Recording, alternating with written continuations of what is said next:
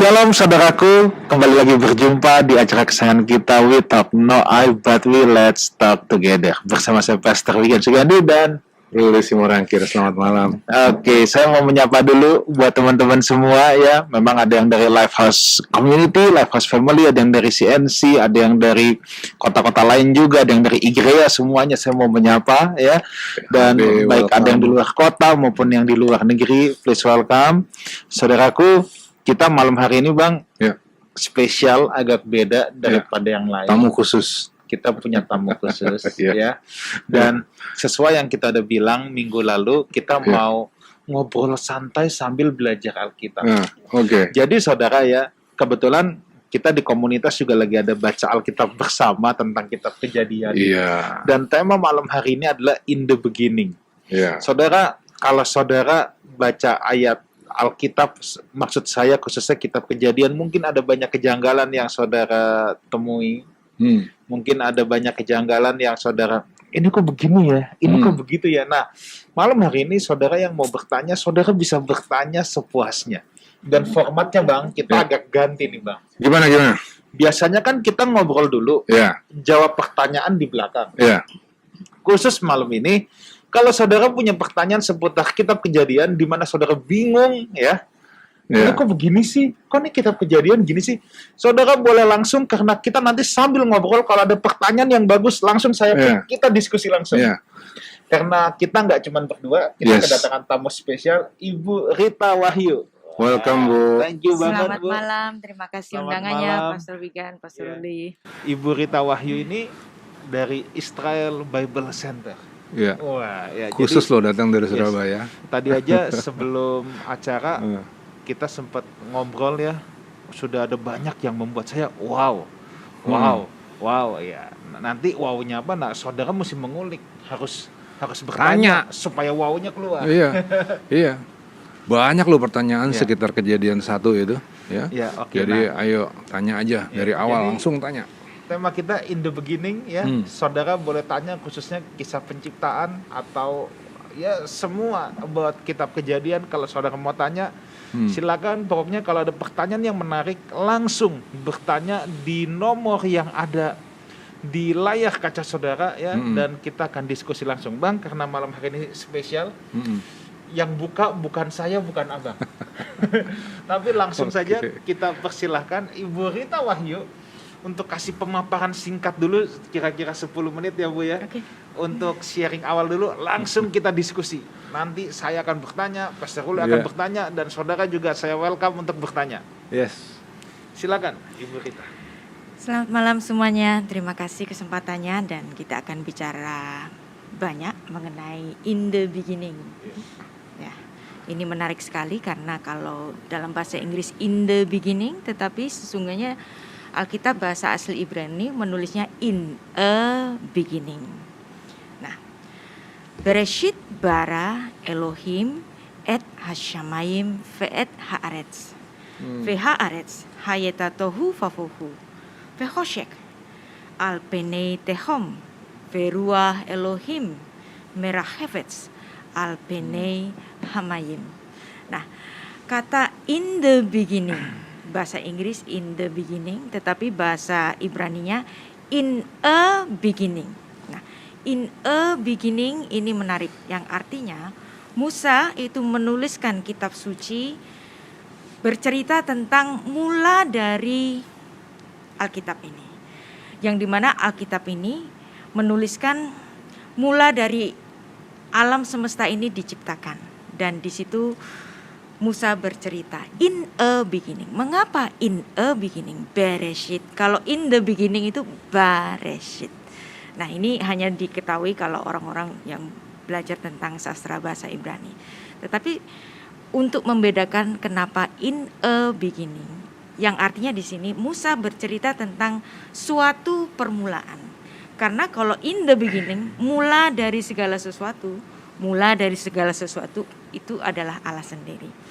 Dan Hashem behokmah yasat aretz. Tuhan dengan hikmatnya meletakkan dasar bumi. Amsal 3 ayat 19, yang artinya Tuhan dengan olah pikirnya, Tuhan dengan filsafatnya meletakkan dasar bumi.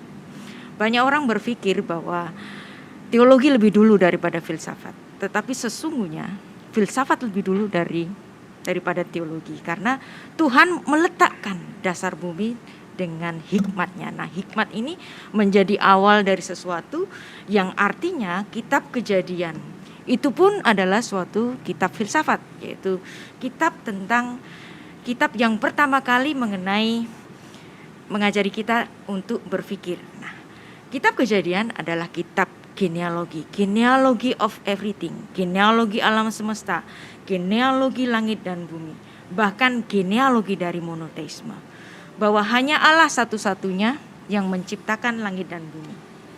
Genealogi air dari mana? Ada di kitab Kejadian. Genealogi cakrawala, genealogi manusia, genealogi lembaga yang pertama kali diciptakan oleh Tuhan, yaitu lembaga pernikahan, ada di Kejadian pasal 2. Genealogi kejatuhan manusia yang menyebabkan Allah harus bertindak pada mulanya untuk melakukan penyelamatan yang pada mulanya, Kejadian 3 ayat 15 yang disebut oleh Bapak Gereja itu proto evangelium, Injil yang pertama, ada di Kejadian 3 ayat 15. Jadi kalau kita menganggap bahwa kitab Injil itu biasanya Injil Matius, Markus, Lukas, Yohanes, tetapi sesungguhnya berita Injil yang pertama itu ada di kitab Kejadian. Kita tidak akan mengetahui dengan pasti atau dengan jelas kenapa Tuhan itu harus datang, kecuali kita betul-betul mendalami Kejadian pasal 3 mengenai kejatuhan manusia, bahwa pada saat kejatuhan manusia itu yang pertama kali berpikir untuk tindakan penyelamatan manusia itu berasal dari Tuhan. Nah, setelah Tuhan memberikan satu berkatnya, yaitu berkat keturunan untuk Kejadian 3 ayat 15 yang berasal dari manusia betina, yaitu perempuan.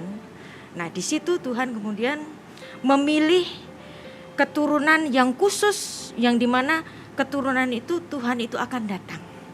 Nah, jadi hanya kitab Kejadian satu-satunya kitab yang bicara mengenai kelahiran sebuah bangsa. Kita dapat merunut dari mana Yesus Kristus itu berasal. Silsilahnya dari mana? Hanya dari Alkitab saja. Matius pasal 1 itu bicara mengenai silsilah Yesus Kristus. Sefer Toledot Yosua Hamasya ben David ben Abraham. Dan bahkan Lukas pasal 3 itu dapat merunut silsilah Yesus sampai pada Adam, yang artinya kitab Perjanjian Baru itu selalu berpangkal pada kitab Kejadian. Karena kitab Kejadian adalah genealogi of everything, termasuk genealogi keselamatan yang menjadi dasar kenapa Tuhan itu harus datang ke bumi. Nah, kita akan bicara banyak nanti kenapa Yesus harus datang dan genealoginya itu di mana. Ini menarik sekali, Pastor Rugan. Oke, Bang, saya mau mulai langsung bertanya nih, Bang, sebagai pertanyaan pembuka nih untuk Ibu Rita. Bu, kebetulan kita ini kan di komunitas lagi baca Alkitab bersama nih dari kitab Kejadian ya. Kalau kita melihat Kejadian pasal 1 deh, Bu, misalnya tentang penciptaan, kan kita lihat pada hari yang pertama, pada hari yang kedua, itu apakah kita bisa mengartikannya apa sih hari pertama itu? Apakah kayak kita jam 12 malam ketemu jam 12 malam gitu hari pertama, atau gimana tuh, Bu? Oke. Jadi kata hari di dalam Perjanjian Lama, bahasa Ibraninya itu yom. Nah, kata yom itu tidak hanya bermakna hari, tapi juga bisa bermakna masa, bisa bermakna periode. Nah, periodenya ini berapa lama? We don't know. Karena hari itu atau periode itu sudah disebutkan sebelum matahari dan bulan diciptakan.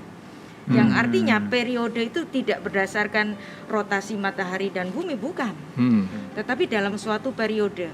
Nah, kalau misalnya ada saintis mengatakan bahwa bumi ini berusia jutaan tahun, bisa saja. Karena Tuhan memang saat itu belum ada waktu. Dan hanya hari pertama itu periode pertama.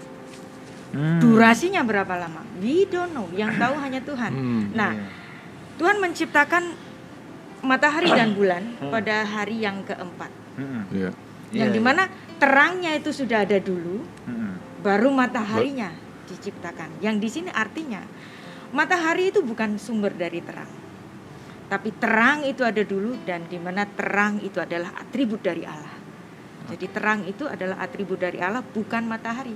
Yang dimana kalau nanti matahari itu dijadikan sebagai sumber terang, itu terjadi baru pada periode yang keempat. Jadi periode di sini bukan 24 jam, we don't know berapa lamanya, karena matahari dan bulan sebagai tanda-tanda waktu dan bulan-bulan itu atau musim itu belum diciptakan oleh Tuhan. Wow, oke. Jadi saudara jelas ya bahwa kalau Alkitab berkata hari pertama, hari kedua itu bisa menunjuk pada periode yang kita tidak tahu dalam durasi waktu hari ini itu berapa lama. Jadi kita jangan hanya berpikir kayak kita begitu jam 12 teng ganti hari. Saya jadi kalau saya mikirnya gini, jadi menarik ya. Ini kan tulisan yang dibuat di zaman belum ada pengetahuan sebetulnya ya. Tapi mereka bisa punya hikmat gitu ya untuk nulis bahwa satu hari itu belum tentu hari 12 jam 24 jam, tapi suatu masa ya. Lihat tuh hikmat yang ada di balik penulisan ini kan berarti luar biasa, dan ternyata nggak bertentangan dengan sains. Nah sekarang gini Bu, kan ini ada teori-teori di luaran sana yang bilang bahwa alam semesta ini tercipta, bintang-bintang dan lain-lain itu karena ledakan, Big Bang. Nah, kemudian ada yang nulis bahwa ada kemungkinan tata surya kita ini adalah hasil dari Big Bang. Bagaimana pandangan Alkitab? Apakah bertubrukan kemudian dengan di Big Bang? Itu gimana, Bu? Nah, ini kan ciptaan dari Stephen Hawking. Stephen Hawking adalah seorang yang sangat luar biasa. Teori Big Bang itu ada teori Big Bang pertama, ada teori Big Bang kedua, yang dimana teori Big Bang kedua itu mengkoreksi teori Big Bang yang kedua, yang artinya teori Big Bang ini masih di dalam satu hipotesis. Hipotesis nggak harus selalu pasti benar. Hipotesis boleh salah. Buktinya Stephen Hawking sendiri mengoreksi dari Big Bang pertama ke Big Bang kedua. Nah, saya tidak menentang apa yang dipahami oleh Stephen Hawking di sini, karena Stephen Hawking itu dia hendak menteorikan Tuhan. Dia sering dianggap sebagai seorang yang ateis. Tetapi kalau kita lihat dalam akhir-akhir hidupnya, dia sebenarnya bukan orang yang ateis. Dia orang yang sangat kritis. Bagaimana kira-kira alam semesta ini diciptakan. Bahwa mungkin saja ada ledakan yang luar biasa besar. Tetapi, dan kemudian itu membentuk planet-planet, bumi, matahari, dan seterusnya. Tapi, keberadaan bumi, matahari, planet-planet, dan lainnya. Misalnya bumi bisa miring 23,5 derajat, berputar pada porosnya dengan waktu yang tepat, 1 juta kilometer per jam. Nah, 1 juta kilometer per jam dan seterusnya. Nah, itu kalaupun memang ada teori Big Bang yang mengatakan demikian, tapi hal ini tidak akan terjadi sesuatu kalau tidak ada kuasa yang besar untuk mengatur semuanya ini. Jadi boleh saja Stephen Hawking itu berpikir atau menteorikan Tuhan. Memang kita harus punya banyak kecurigaan atau berpikir tentang Tuhan pun boleh. Iya. Karena sejak mulanya Bu, kalau begitu ya, dalam tulisan Kejadian ini, Allah sendiri adalah Allah yang kepingin diketahui. Asal usulnya, kenapa begini, kenapa begitu. Jadi Allah yang kita sembah ini bukanlah Allah yang misterius, yang sekedar datang dari suatu hikayat. Itu kan ya Bu ya? Dia memperkenalkan diri. Sehingga kalau kemudian ada orang seperti katakan Stephen Hawking yang kepingin menteorikan Tuhan, yang kepingin mencari gitu, itu bukanlah sesuatu yang kemudian jadi keliru. Belum tentu ya Bu, bukan begitu ya. Justru dari banyak dari teori-teori Stephen Hawking ini kita banyak mengetahui tentang kosmologi dunia ini. Dan itu banyak sekali membantu dalam ilmu pengetahuan. Tapi apakah kemudian kalau kita ya Bu, misalnya sekarang kita lihat tadi teori tentang Big Bang yang dibuat sama Stephen Hawking. Ketika kita mempelajari itu, apakah kemudian bisa dikatakan bahwa iman kita luntur terhadap Alkitab? Karena kan Kejadian adalah firman Tuhan, gitu Bu. Nah ini kalau kita percaya Stephen Hawking berarti kita luntur dong iman kita. Itu gimana Bu? Enggak. Alkitab kita adalah suatu prosa. Alkitab bukan buku sains, tetapi Alkitab tidak bertentangan dengan sains. Misalnya ketika dikatakan bumi ini berusia 3,5 miliar tahun. Bisa. Karena memang saat itu matahari dan bulan belum diciptakan, bagaimana menghitung waktunya? Jadi tak terhingga. Jadi penemuan-penemuan atau hipotesis-hipotesis semacam itu sebenarnya tidak bertentangan dengan Alkitab. Bahkan hikmat-hikmat dunia itu jangan terlalu kita alergi, karena banyak sekali hikmat dunia yang sangat bagus. Kita bisa belajar apa saja. Kalau belajar, termasuk belajar Alkitab, jangan kita berpikir sempit. Justru ketika belajar kita berpikir sangat luas, dan kita juga menghargai sains, kita juga menghargai firman Tuhan. Yang seperti tadi Salomo mengatakan Hashem behokmah yasat aretz. Tuhan meletakkan dasar bumi dengan hikmatnya. Yang artinya di sini hikmat itulah yang terdepan. Hikmat yang nggak boleh itu apa? Hikmat yang kosong, kata Rabi Saul. Jangan mempelajari filsafat kosong. Ya, filsafat kosong itu yang nggak boleh. Tetapi hikmat dunia, hikmat Alkitab itu sama-sama membangun diri kita untuk mengenal Tuhan. Filsafat kosong itu apa sih, Bu? Nah, filsafat yang kosong, filsafat yang membodohi manusia. Misalnya yang dekat-dekat dengan kita ini.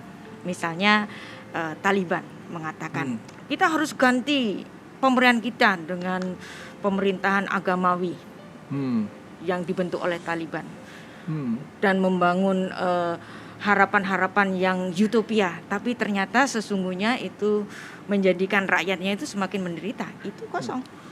Atau dengan nambah hikmat kita jadi malah mengingkari Tuhan. Itu Nah, juga kosong. ya, gitu. banyak sekali orang juga katanya belajar filsafat tapi jadi ateis. Sesungguhnya ada banyak sekali orang yang jago berpikir tapi justru lebih mencintai Tuhan. Saya jadi ingat satu dulu sebentar. Dengan apa yang Ibu bicara ini ya, Bu. Ada tulisan di dalam Filipi 1, Filipi 1 ayat yang ke-9. Ini bisa ditarik ke Kejadian 1 nggak, Bu? Dikatakan begini, Bu, dalam Filipi 1 ya. Dan inilah doaku. Semoga kasihmu makin melimpah dalam pengetahuan yang benar dan dalam segala macam pengertian. Jadi jangan alergi dengan pengetahuan-pengetahuan. Sure. Ya kan? Jangan kemudian kita membenturkan antara ketika orang menjadi saintis maka dia pasti tidak rohani. Itu kan jadi kacau ya, Bu. Padahal kan ini sehingga ketika kamu pintar, kamu cerdas, kamu segala macam pengertianmu banyak, sehingga kamu dapat memilih apa yang baik. Supaya kamu suci dan tak bercacat menjelang hari Kristus. Penuh dengan buah kebenaran yang dikerjakan oleh Kristus Yesus untuk memuliakan dan memuji Allah. Betul. Ya, Bu. Ya. Jadi hikmat dunia pun Alkitab itu sangat juga menghargai. Ya, termasuk Paulus sendiri. Paulus belajar tentang firman, tapi dia juga belajar tentang filsafat Yunani. Kenapa tidak? Dan itu membentuk dia untuk banyak memahami manusia. Dan itu membentuk dia menjadi semakin berwawasan luas. Jadi kalau belajar bukan menjadikan kita semakin sempit, justru menjadi semakin luas. Amin. Oke, amin. Saudaraku, ayo udah ada beberapa pertanyaan nih, Bang. Seru-seru nih, Bang. Banyak yang masuk nih. Ya. Ini udah mulai seru-seru nih. Jadi saudara langsung aja bertanya khususnya tentang kitab Kejadian ya. Langsung ke nomor WhatsApp yang ada di layar kaca saudara. Bu, ini ada yang bertanya gini, Bu. Dari mana si penulis kitab Kejadian tahu tentang penciptaan? Oke.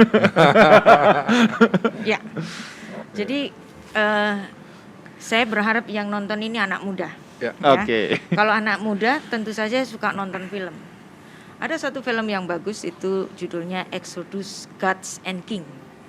Ya, itu cerita tentang Musa yang dimana Musa itu dalam pemanggilannya dia bertemu dengan Mal'ah Adonai, malaikat Tuhan.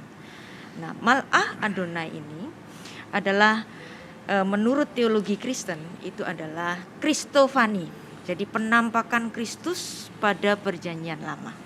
Nah, dan itu dikenal di Alkitab Perjanjian Lama itu dengan Mal'ah Adonai. Nah, di film itu Mal'ah Adonai ini berbentuk seperti anak kecil yang sangat pintar sekali, yang selalu menyertai Musa, dan kadang anak kecil ini Mal'ah Adonai ini sering berdebat dengan Musa. di Alkitab itu juga sering ditulis bahwa Musa itu bercakap-cakap dengan Tuhan seperti kepada temannya. Nah, jadi yang artinya di sini Musa itu berteman dengan Tuhan. Nah, ada satu scene yang bagus di situ ketika Musa itu naik ke Gunung Sinai, dan di situ dikatakan, Alkitab kita itu mengatakan Musa itu berpuasa 40 hari. Tapi di situ, di scene itu, Musa sedang menuliskan firman, menuliskan Torah. Di situ Mal'ah Adonai itu sedang memberikan air. Nah, kalau kita melihat scene itu, dan kita ini orang yang sangat skeptis, wah ini film itu sesat. Musa lagi puasa kok dikasih air, gitu kan? Nah, itu justru untuk menunjukkan bahwa si Mal'ah Adonai ini adalah Kristofani, dan dia Yesus Kristus mengatakan aku adalah air hidup, air yang memberikan kehidupan kepadamu. Dan ketika Musa menuliskan Torah itu, dia bersama-sama dengan Mal'ah Adonai. Dan Mal'ah Adonai itu adalah Allah yang nanti inkarnasi pada perjanjian baru, yang disebutkan oleh Yohanes dalam Yohanes pasal 1 ayat 1 sampai 3. Pada mulanya adalah firman, firman itu bersama-sama dengan Allah, dan firman itu adalah Allah. Segala sesuatu yang ada dunia tidak akan terjadi tanpa adanya Dia. Nah, ini yang artinya di sebelahnya Musa, Allah yang inkarnasi, ya, sang firman itu berada di sebelahnya. Dia yang ngasih tahu Musa, Musa, dulu pada saat langit dan bumi diciptakan ini, hari pertama ada terang. Nah, jadi disitulah Musa itu dapat menuliskan secara detail bagaimana alam semesta itu diciptakan ribuan tahun sebelum Musa itu lahir. Nah, kalau di perjanjian baru itu sering dikatakan bahwa segala apa yang dituliskan Tuhan itu mendapatkan ilham dari Roh Kudus. Ya. Tapi apa yang dituliskan oleh Musa di Gunung Sinai itu, dia bersama dengan Sang Pencipta itu sendiri yang nusul ke bumi dalam bentuk Mal'ah Adonai. Bu, ini barusan saya mau nanya nih, mewakili orang yang dengerin mungkin ya. Referensi yang Ibu sebut itu berarti di film apa tadi judulnya, Bu? Film itu hanya untuk memberikan suatu penggambaran yang lebih konkret daripada kalau kita mempelajari Alkitab yang lama itu. Oke. Ya. Jadi apakah kemudian saya mau nanya gini. Jadi apakah kemudian film itu sebetulnya memang berdasarkan kebenaran yang ada di dalam Alkitab? Walaupun itu adalah imajinasi dari sutradara itu, tetapi imajinasinya bisa kita benarkan. Oke. Apakah kira-kira di balik penulisan film itu, Bu, ada budaya-budaya Yahudi yang justru masuk ke dalam nafas dari film itu? Apakah begitu, Bu?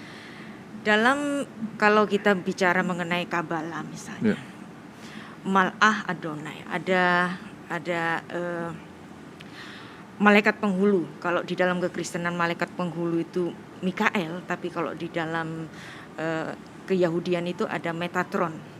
Nah, Metatron ini adalah penghulu dari semua malaikat, dan bahkan malaikat Mikael itu adalah jajaran malaikat yang ke-8. Yang artinya Metatron ini masih lebih tinggi lagi. Nah, Metatron itu ada di Ein Sof yang tertinggi. Nah, ada juga yang mengatakan bahwa yang sedang bersama Musa adalah Metatron. Itu juga bisa kita benarkan. Mal'ah Adonai tadi itu ya. Mal'ah. Sedangkan kalau yang Mal'ah Adonai itu, Bu, apakah itu berdasarkan apa yang tertulis dalam Alkitab? Yes. Mal'ah Adonai. Kalau Mal'ah Adonai, karena di Alkitab kita sepanjang perjanjian lama, banyak sekali ada Mal'ah Adonai yang berkata, aku berfirman, dan bahkan dia menerima penyembahan. Nah, itulah sebabnya di dalam teologi kekristenan mengatakan bahwa Mal'ah Adonai adalah Teofani.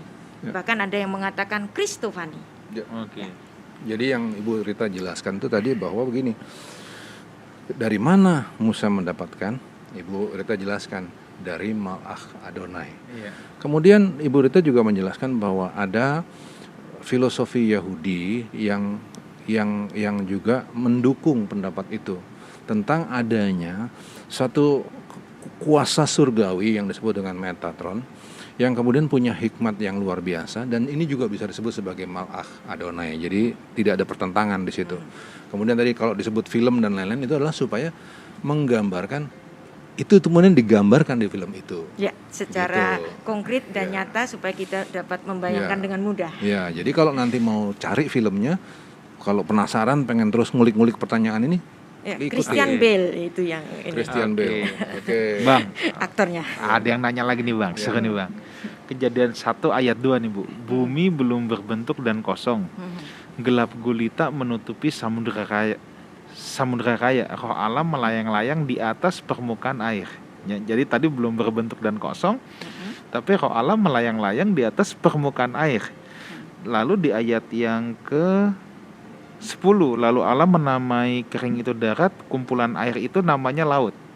Nah, jadi sebenarnya bumi belum berbentuk itu sudah ada airnya, atau air itu baru ada, laut itu di ayat yang ke-10, Bu? Oke, ya.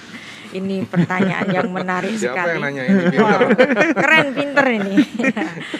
Nah, Bereshit bara et hasyamayim ve et haaretz. Pada mulanya Allah menciptakan langit dan bumi. In the beginning God created heaven and earth. Nah, bahasa Indonesia dan bahasa Inggris itu tidak dapat menjelaskan kepada kita kapan air itu diciptakan. Tiba-tiba muncul di ayat kedua, roh Allah melayang-layang di atas permukaan air. Nah, pertanyaannya, kapan Tuhan menciptakan air? Dalam bahasa Inggris maupun bahasa Indonesia ini tidak dapat dibaca, tetapi kalau di dalam bahasa asli Alkitab ini dapat dibaca. Dan filsafat Yahudi itu tidak hanya berpikir tentang kalimat, tidak hanya berpikir tentang kata-kata, tetapi berpikir tentang gugusan huruf yang ada di dalam setiap kata-kata.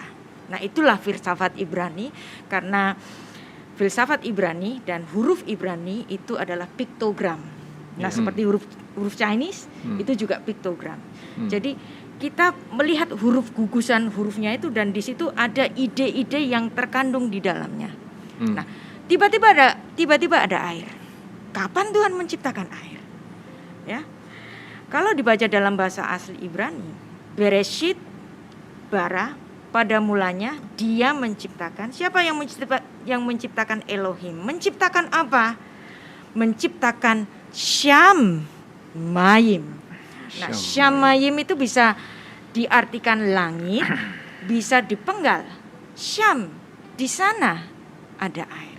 Nah, setelah Tuhan menciptakan Shamayim, di sana ada air. Mayim jadi artinya air, Bu. Iya, air. Mayim itu air. Barulah Tuhan menciptakan bumi. Nah, yang artinya di sini bumi diciptakan dari air dan oleh air. Nah, inilah yang disebut dalam 2 Petrus 3 ayat 5. Rasul Petrus di situ menuliskan bumi diciptakan dari air dan oleh air. Ini menarik sekali. Nah, kita bisa berpikir, wah, barangkali itu Petrus itu membaca tulisannya Thales dari Miletus abad ke-6 sebelum Masehi. Dia mengutip dari filsuf pertama dari Yunani yang mengatakan everything is made of water. Semuanya diciptakan dari air. Everything is made of water, berarti ini menjadi dasar dari tulisan Petrus 2 Petrus 3 ayat 5. Tapi apakah Petrus itu mengutip Thales, ataukah Petrus berdasarkan pembacaan secara pesyat, jujur, lurus apa adanya Perjanjian Lama? Kita harus tahu, Petrus adalah murid Tuhan Yesus, dan dia dimuridkan oleh Yesus 3,5 tahun. Dan Yesus adalah Allah yang inkarnasi, dan dia adalah Sang Firman. Berarti Petrus tahu cara membaca ayat secara pesyat. Dia membaca pesyat Kejadian 1 ayat 1, pada mulanya Allah menciptakan. Bereshit bara Elohim et hasyamayim. Setelah Tuhan menciptakan di sana ada air, barulah Tuhan menciptakan bumi. Jadi bumi diciptakan dari air dan oleh air. Dan ketika bumi itu belum berbentuk, masih berupa air, Roh Allah Sang Pencipta ini melayang-layang. Nah itu merah hefetz. Nah kata merah hefetz itu dari kata rahaf. Nah rahaf ini berarti bukan melayang-layang saja, tapi artinya mondar-mandir. Yang artinya bahwa Allah ini bukan Allah yang statis. Allah itu adalah Allah yang dinamis. Seperti seorang chef yang ketika dia memasak, dia tidak hanya berdiri pada suatu tempat. Dia bisa kesana kemari sambil mempersiapkan hidangan masakan yang akan dia hidangkan itu. Gitu. Jadi kalau ketemu bahasa aslinya, kita tahu filosofinya. Ini jangan lupa nih, bukan cuma bahasa asli, filosofinya. Jadi seru ya. Seru. Iya. Oke. Aduh. Bu, ada lagi nih Bu. Wah ini hari ini banyak yang tanya nih Bang. Ini sudah ada 4 pertanyaan ngantri nih Bang. Tentang apa kitab Kejadian. Ayo saudara, tanya terus ya. Kita mau mengulik nih. Kita ngobrol santai ya sambil belajar Alkitab. Oke. Mengapa Allah yang Maha Tahu kemudian menyesal menciptakan manusia? Kan ada tuh yang maka menyesal Allah. Kalau menyesal ngapain diciptakan? Nah, ini mungkin bisa nggak dijelaskan konsep Allah menyesal itu apa sih maksudnya? Jadi Allah menyesal. Nah, kata menyesal dalam bahasa Indonesia itu kayaknya Allah salah deh. Iya. Kan kalau orang menyesal itu kan orang berbuat kesalahan terus menyesal ya. Tapi sebenarnya kata menyesal dalam bahasa Indonesia pun berarti menyesal itu nggak seperti apa yang diharapkan, ya kan? Terenyuh. Misalnya ada kecelakaan di Tol Jagorawi, terus Presiden Jokowi menyesalkan keadaan itu. Apakah ini salahnya Jokowi? Enggak dong. Tapi ya Jokowi merasa itu sebenarnya nggak harus terjadi, gitu kan? Jadi ada perasaan grief. Nah, kata yang diterjemahkan dengan menyesal itu adalah naham. Kata naham. Naham itu artinya itu sangat luas sekali. Naham itu berarti dia grief, dia ingin dihiburkan karena sesuatu yang tidak dia harapkan itu, itulah yang terjadi. Nah, maka ketika manusia itu dalam zamannya Nuh, yang dimana ada perkawinan campur antara anak-anak Allah, generasi yang saleh, dengan anak-anak manusia, generasi yang fasik, kemudian mereka kawin campur, maka terjadi yang jadi apa? Fasik seluruhnya, menyisakan keluarga Nuh saja. Nah ini membuat Allah menjadi apa? Naham. Seharusnya nggak begini deh, gitu. Nah ini menunjukkan bahwa Allah kita itu bukan Allah yang otoriter, tetapi dia sangat berperasaan. Dia baper, mestinya nggak begini. Kok begini? Nah seringkali agama-agama dunia itu menggambarkan Tuhan itu garang, jauh, nggak bisa dinegosiasi. Bahkan dia seperti seonggok batu yang gak punya perasaan. Tetapi kalau kita membaca Alkitab kita, Allah sungguh berperasaan. Allah menangis bahkan ketika Adam itu berdosa. Sebagai Allah yang Maha Tahu, dia bisa bertanya, Adam, di mana kamu? Bukankah sebagai Allah yang Maha Tahu, dia itu memahami bahwa Adam sedang bersembunyi di balik pohon-pohon itu. Tapi kenapa dia bertanya? Kenapa dia harus bertanya? Dia sedang menangisi putusnya hubungan Allah dengan Adam itu, yang dahulunya bisa bertemu bersama-sama. Di sini seolah-olah ada gelombang yang putus. Gelombang yang putus sehingga Allah harus bertanya, di mana kamu? Bayangkan kalau hari ini ada muda-mudi sedang pacaran LDR, tiap hari teleponan, video callan, tiba-tiba internetnya mati, ya? Dia tahu ada di sana, pacarnya itu ada di Amerika atau ada di mana. Nah, ketika internet itu mati, si gadis ini, di mana kamu? Kok aku nggak bisa bertemu kamu lagi? Inilah Tuhan kita yang menangisi ketika Adam itu berbuat dosa dan membuat perpisahan antara Tuhan dan manusia oleh karena dosa itu. Dia menangis. Jadi penyesalan Tuhan itu adalah perasaannya yang sungguh grief. Sedih, ingin dihiburkan. Itu. Bu, saya mau menyambung dulu yang tadi Ibu katakan adanya perkawinan campur antara anak-anak Allah dan anak-anak manusia. Yang kemudian kalau kita lihat itu ada orang-orang raksasa. Jadi anak-anak Allah itu siapa? anak-anak manusia itu siapa, kok terus ada orang-orang raksasa? Oke. Nah sebenarnya anak-anak Allah dan anak-anak manusia, kalau kita membaca Alkitab secara jelas, ada yang menafsirkan bahwa anak-anak Allah ini adalah keturunan dari malaikat yang jatuh, hasil dari perkawinan campur antara malaikat jatuh dengan manusia. Di dalam kekristenan itu tidak akan pernah terjadi, karena tidak ada malaikat yang kawin dan mengawinkan. Jadi perkawinan itu pastilah antara manusia dengan manusia. Kenapa disebut dengan anak-anak Allah? Karena dia adalah keturunan dari Set yang saleh. Set adalah anak yang merupakan kompensasi dari kematian Habel. Nah, Tuhan memberi garis Set ini yang nanti akan meneruskan garis Sang Mesias. Tetapi ada garis yang fasik, yaitu garis keturunan Kain. Dan garis keturunan Kain ini melahirkan anak yang cantik-cantik. Nah, kalau Anda membaca dalam Kejadian pasal 6, ini menarik sekali. Makanya kita perlu membaca Alkitab secara harfiah, jujur lurus apa adanya.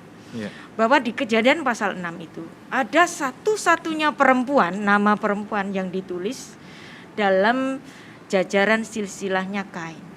Nah, Alkitab kita itu ditulis dalam budaya patriarki. Tapi kalau Alkitab ada menulis nama perempuan, pastilah perempuan itu sangat penting sekali. Lucu ya, patriarki tapi ada nama perempuan ya. Kalau Alkitab menulis nama perempuan, pasti perempuan ini very special. Dan di situ di Kejadian pasal 6 itu ada nama, ada satu nama, saya lupa ayat namanya. Yang keberapa gitu. Yang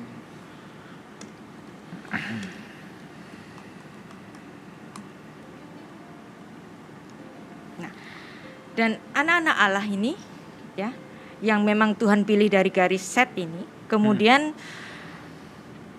kawin campur dengan putra-putranya Kain. Nah, ini bisa kita bandingkan dari dua muara sungai, satu sungai yang jernih dan satu lagi sungai yang keruh. Nah, sungai yang keruh ini kalau bertemu di dalam satu muara akan melahirkan air yang keruh itu tadi. Nah, disinilah terjadinya kejahatan di bumi yang luar biasa di zamannya Nuh. Nah, dari sini kita dapat mengetahui bahwa perkawinan campur ini perkawinan antara manusia, jadi bukan dari malaikat dengan manusia. Dan bagaimana adanya raksasa, yaitu Nephilim. Sebenarnya kata Nephilim itu tidak berarti raksasa. Nah, kata raksasa yang diartikan Nephilim itu berasal dari kata nafal. Nafal itu jatuh. Nah, yang artinya di sini orang-orang yang jatuh di dalam dosa. Nah, orang-orang itu badannya gede-gede dan besar-besar badannya, dan itu tidak hanya terjadi pada hasil dari perkawinan campur ini. Karena sebelum perkawinan campur, Nephilim itu sudah ada, dan setelah perkawinan campur itu Nephilim juga ada. Jadi Nephilim bukan hanya terjadi karena perkawinan campur itu. Pastor Wigan. Oke, baik. Wah, thank you nih. Ini seru banget tuh, Bang. Nama perempuannya bukan yang Ada dan Zila itu ya? Bukan. Sebentar. Saya kira lagi ini blackout. Tunggu. Oke, nanti akan dikasih tahu. Oke, next nih. Mengapa Tuhan seakan oke-oke saja ketika Yakub menipu dan Allah tetap memberkatinya? Oke. Yakub ini kan tukang tipu, kayak udah tipu sana tipu sini. Kok Tuhan kayak oke-oke aja ya? Jawabannya keren. Ini keren banget. Apakah Tuhan itu setuju dengan penipuan yang dilakukan oleh Yakub? Enggak loh. Yakub justru sengsara oleh karena penipuannya itu. Sebenarnya di dalam berkat yang diberikan kepada Yakub dan Esau itu adalah berkat yang berbeda. Seperti juga nanti Yakub sendiri akan memberikan berkat yang berbeda kepada Yusuf sebagai anak sulung dan kepada Yehuda sebagai pemegang tongkat kerajaan. Yang artinya Ishak ini tahu ada dua berkat. Yang pertama adalah berkat anak sulung. Berkat anak sulung itu untuk masyarakat Semit itu mendapat 2 bagian. Anak yang bukan anak sulung mendapat 1 bagian saja. Nah, yang berkat kedua adalah berkat Abraham, yaitu berkat mesianik. Nah, tetapi pikiran dari Ribka dan Yakub ini tertuju kepada berkat kesulungan yang mendapatkan 2 bagian. Nah, Yakub sudah diajarin sama ibunya, aku nggak senang deh sama si itu Esau itu. Biarlah nanti yang dapat hak kesulungan kamu aja, gitu kan? Kan kamu adalah anak yang lebih baik daripada Esau. Tetapi Ishak tahu ada 2 berkat dari sisi Ishak, ya. Nah, tapi dalam pikiran Yakub dan Ribka, dia pikir hanya ada 1 berkat, yaitu apa? Berkat kesulungan. Nah, berkat kesulungan inilah yang diburu oleh Yakub, sehingga dia sampai menipu kakaknya sendiri. Menipu dengan apa? Nipunya sih manis banget, yaitu dia menipu dengan cara apa? Dia menipu dengan cara ketika dia tahu ini Esau ini kalau lapar dia nggak kuat, dia bisa berkata apa saja. Saat dia lapar, nanti aku tipu dia supaya dia menjual hak kesulungannya. Benar-benar ada transaksi kok penjualan hak kesulungan, tetapi ini kan memperdaya sebenarnya. Nah, setelah itu dia bukan hanya nipu 1 kali ke abangnya, dia nipu bapaknya juga. Dia pura-pura jadi Esau supaya mendapatkan hak kesulungan. Setelah Esau ini sadar bahwa dia ditipu dan bahkan Yakub juga menipu bapaknya, apa yang terjadi? Esau menjadi marah dan ingin membunuh Yakub. Nah, apa yang terjadi? Yakubnya lari. Nah, Ishak adalah seorang yang sangat kaya luar biasa.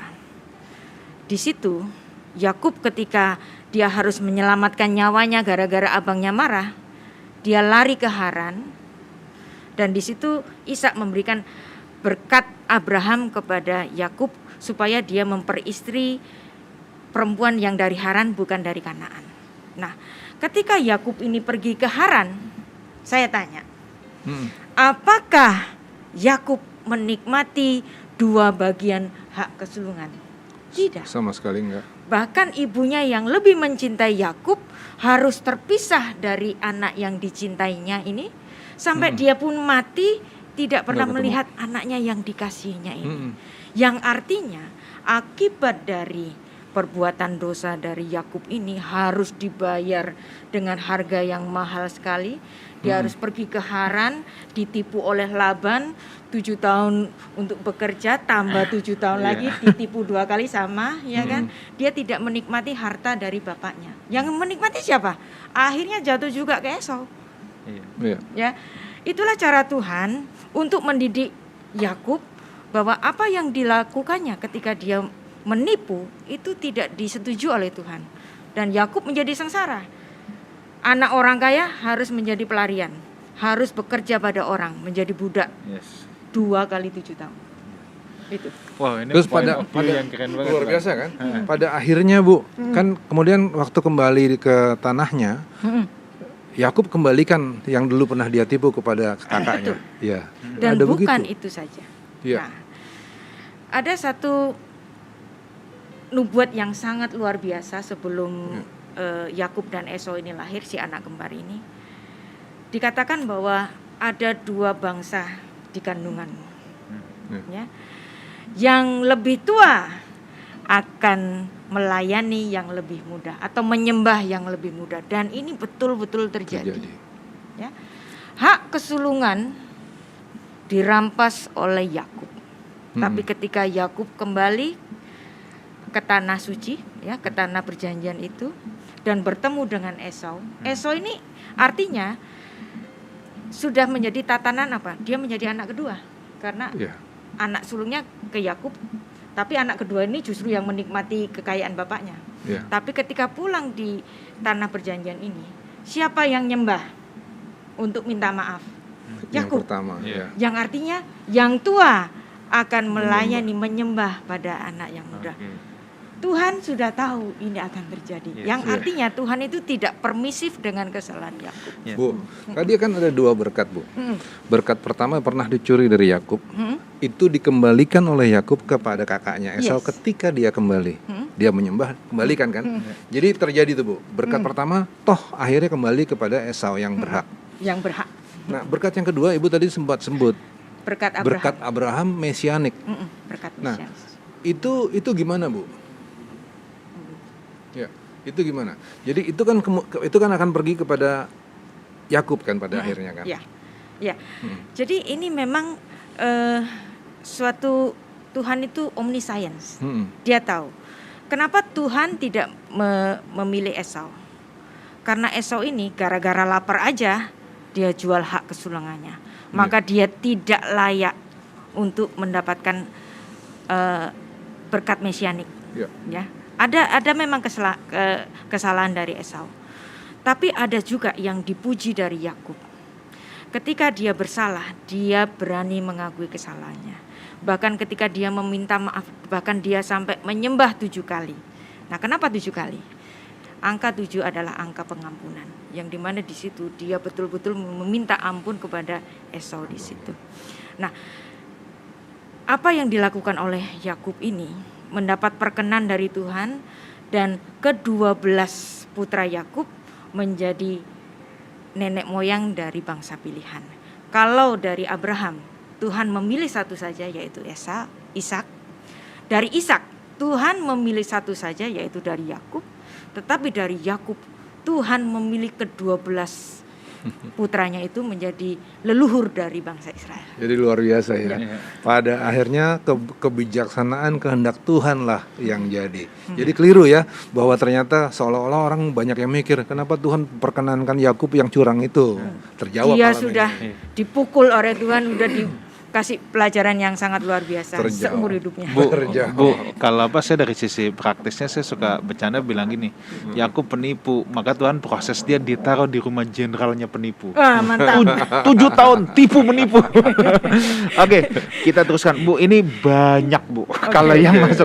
Oh, tadi sebelumnya ada intermezzo juga, katanya yang Ibu Rita maksud itu Kejadian 4 ayat 22 ya. Sila melahirkan anak, yakni Tubal Kain, bapak semua tukang tembaga dan tukang besi. Adik perempuan Tubal Kain adalah Naamah. Ya, Naamah. Ya. Itu ya, Bu ya. Naamah. Nah, Naamah itu artinya Naim, ya. Naim itu pleasant, cantik luar biasa.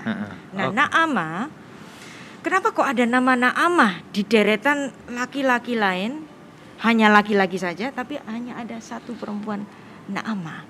Nah, Naamah ini kemudian melahirkan perempuan yang cantik-cantik yang disebut dalam Kejadian 6 ayat 1 dan 2, yang dimana anak-anak manusia itu, yaitu keturunan dari Kain. Kenapa kok disebut anak manusia? Karena Kain adalah keturunan yang fasik, maka dia gelarnya hanya manusia.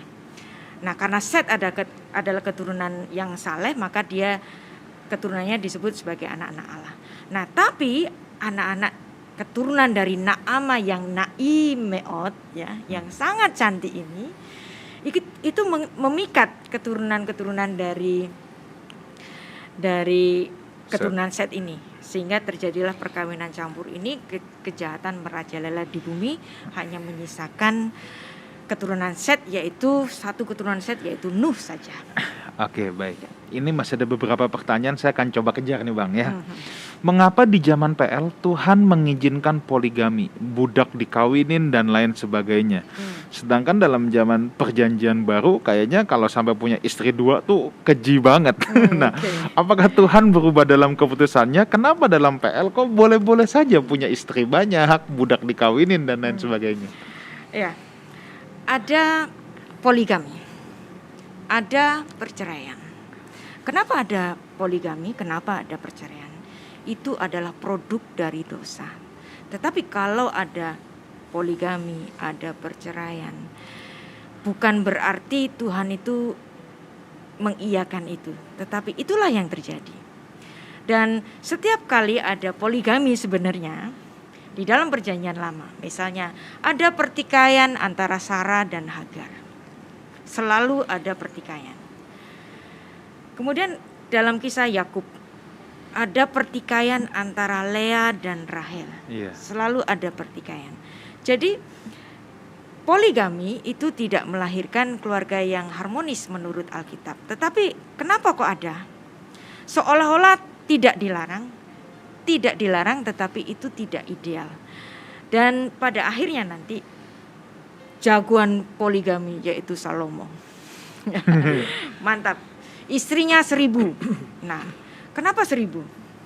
300 gundik dan 700 istri-istri. Di total 1000. Kenapa 1000? Nah, Alkitab kalau nulis angka itu nggak sembarangan. Angka 1000 itu artinya tak terhingga. Kalau Kaisar Cungko itu punya istri 5000, aku kalah. Salomo kalah, enggak. 1000 dalam gematria Ibrani itu istrinya tak terhingga. Jadi dia mau siapa saja bisa. Tapi Anda lihat dalam Amsal pasal 10 ayat 1 sampai 30 dan dia menuliskan apa? Istri yang cakep, siapakah yang memilikinya? Nah, dalam bahasa Ibrani, istri yang cakep itu Eshet Chayil. Ya, Eshet Chayil itu artinya istri jagoan, siapa yang memilikinya? Nah, kalau Anda membaca dalam Rut pasal 1 ayat 4. Nah, Eshet Chayil ini diberikan suatu gelar yang diberikan Boaz kepada Rut. Ketika dia jatuh cinta, kamu ini Eshet Chayil.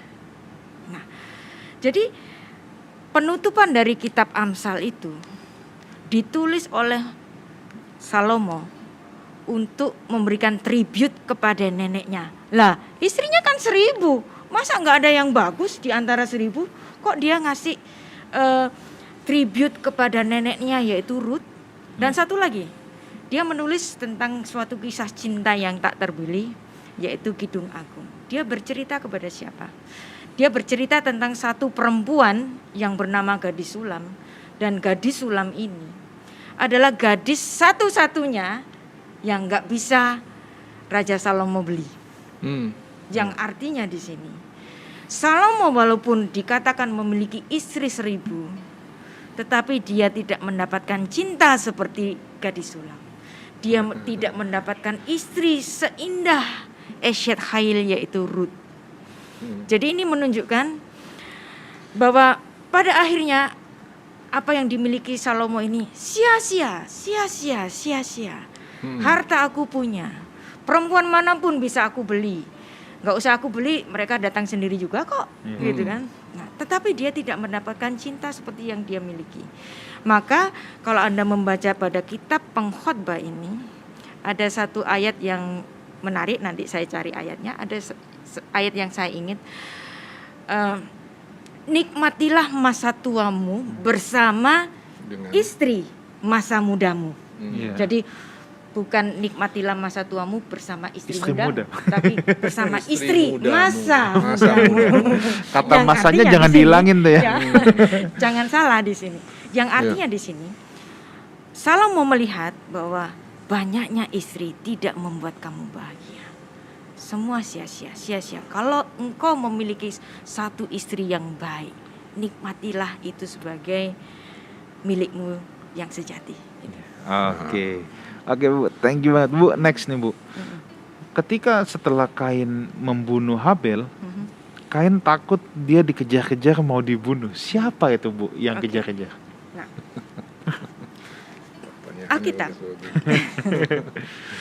Alkitab sekali lagi ditulis dalam budaya patriarki. Dia hanya sering menuliskan nama-nama laki-laki. Kalau dia menulis nama perempuan, berarti dia perempuan itu pasti sangat penting, seperti nama Naama, seperti nama Ruth, seperti nama Tamar dan lain-lain. Nah, ada tentu banyak nama-nama yang enggak ditulis dari antara perkawinan Adam dan Hawa ini yang melahirkan perempuan-perempuan yang lain yang tidak dicatat. Nah, di antara putri-putri dari Adam ini, tentulah ada banyak yang juga mencintai dari Habel. Ketika tahu Habel itu dibunuh oleh Kain, di sini timbul ketakutan dari Kain. Kalau nanti aku ketemu dengan mereka, nanti aku bisa dibunuh. Tapi Tuhan di situ memberikan satu dekretnya, sekali-kali tidak.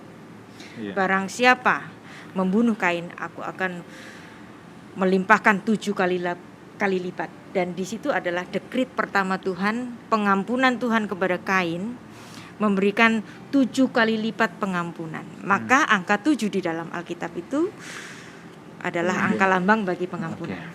Oke, ini masih ada nih Bu. Pekerjaan Allah yang pertama adalah mencipta.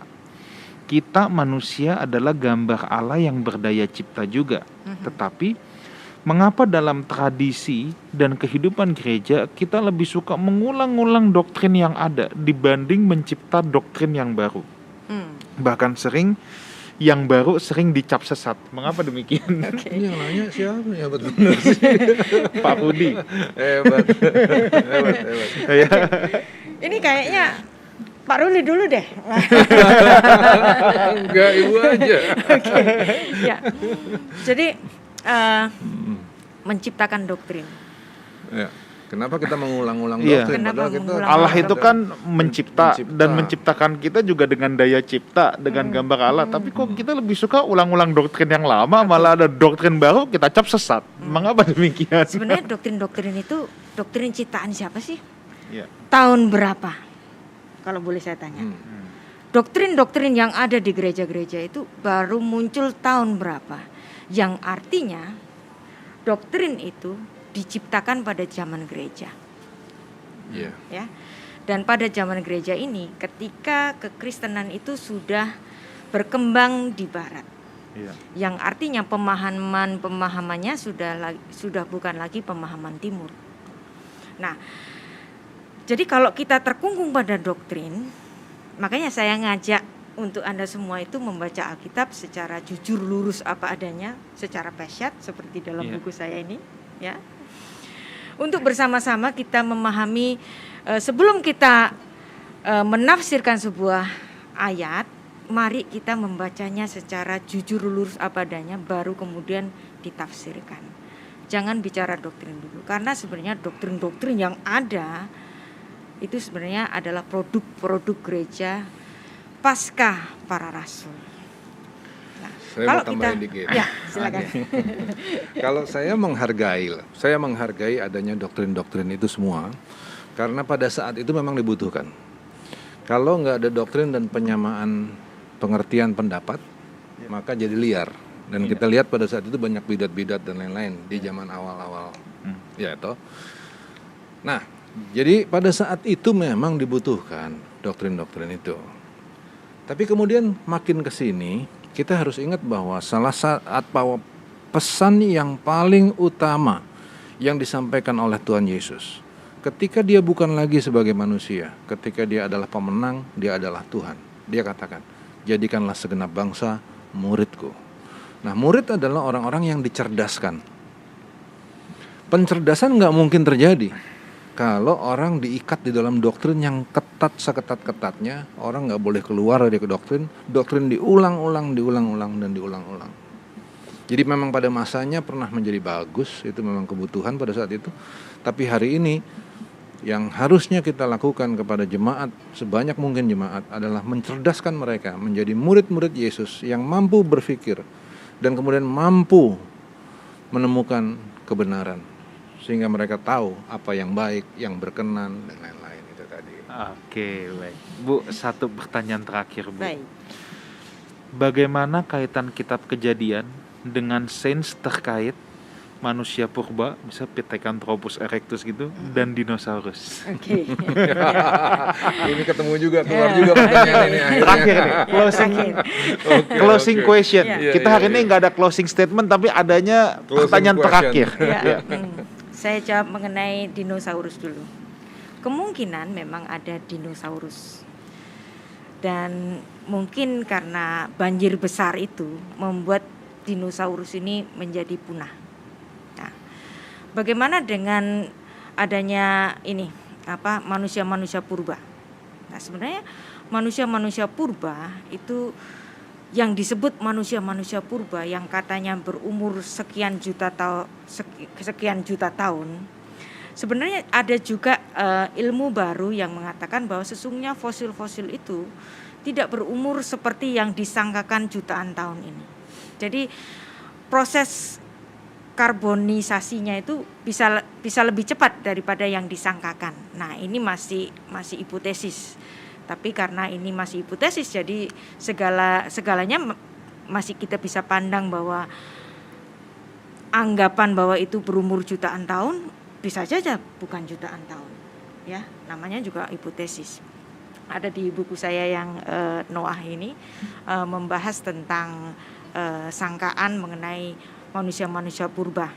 Tetapi kalau kita melihat dari Kejadian pasal 2, Allah betul-betul menciptakan manusia yang sempurna. Ada teori Darwin yang mengatakan bahwa ada teori evolusi yang dari monyet sampai kepada manusia. Kalau memang manusia itu berasal dari monyet, kenapa monyet-monyet zaman sekarang kok nggak ada yang jadi manusia, gitu kan? Nah, dan itu sebenarnya teori evolusi itu hanya merupakan filsafat pemikiran orang kala itu yang ketika ditemukan ilmu mengenai DNA, hal itu tidak pernah terbukti. Karena DNA manusia itu sangat spesifik yang berbeda dengan binatang apapun. Jadi nggak mungkin ada teori evolusi dengan ditemukannya fingerprint dari DNA ini oleh seorang profesor yang namanya Alex Jeffrey dari Inggris. Nah, penemuan ini luar biasa sekali, menepis segala perkiraan mengenai manusia yang berdasarkan dari monyet, ya, monyet dari manusia purba kemudian menjadi manusia sempurna. Dengan adanya teori fingerprint DNA dari Sir Alex Jeffrey ini, itu tidak akan terjadi. Dan sekali lagi, ilmu teori evolusi ini tidak pernah bisa dibuktikan di laboratorium. Itu hanya ada di filsafat salah satu orang pemikir, yaitu Charles Darwin. Oke, wow, thank you Bu. Sebelum kita akhiri, thank you so much atas waktunya. Ini seru banget Bang. Kita udah run out of time. Nanti kita pastikan harus ada kayak gini lagi nih, ngobrol santai belajar Alkitab. Ini ngobrol santai tapi tidak santai juga ini. Bu Rita ini punya banyak banget bahan-bahan yang luar biasa. Luar biasa. Bu, mungkin kalau ada teman-teman yang mau tahu, ini kalau mau dapetin ini nih buku-buku Ibu Rita, saudara ya. Ini kalau ada yang mau dapetin gimana Bu caranya? Bu? Bisa dibeli di Tokopedia atau di Shopee. Tokopedia dan di Shopee ya. Tinggal ketik aja Eksegesis Peshiat Rita Wahyu gitu, nanti Anda akan diarahkan. Eksegesis Peshiat Kitab Wahyu, PESHAT. Berarti nama aja udah bisa tuh, Rita Wahyu pasti keluar nanti. Langsung keluar. Mantap. Ibu, thank you so much sekali lagi. Terima kasih. Kita diberkati banget, jangan bosen-bosen, nanti juga harus kesini lagi. Terima kasih, Ibu Rita datang jauh-jauh dari Surabaya loh saudara ya, untuk ngobrol bareng kita. Thank you so much. Bang, next week kita ada kedatangan tamu juga yang seru, Pastor Dieter Nicholas. Oke. Ya, itu asik banget. One of saya suka ledekin dia Pastor Gram karena followernya banyak. Kita mau bahas tentang toxic people. Oke, iya, asik. Toxic people. Oke. Sampai jumpa minggu depan di acara talk show kesayangan kita, We Talk No I But We Let's Talk Together. See you next week. God bless you.